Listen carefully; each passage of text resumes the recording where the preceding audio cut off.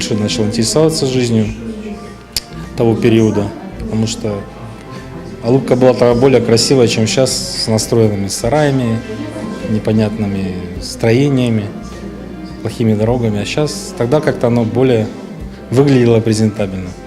Развивался курорт, планировали создать и фуникулеры, и трамвай здесь, и построить гостиницы. Ну, всему этому помешала Первая мировая война, революция и все последующие события.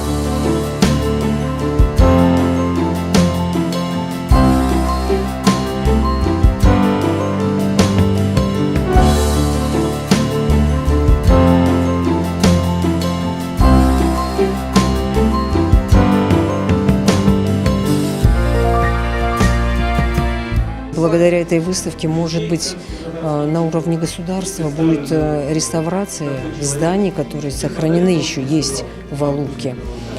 То есть, чтобы их реконструировали, так же, как мы, благодаря нашему музею Амедхана Султана, провели реконструкцию дачи Никольской.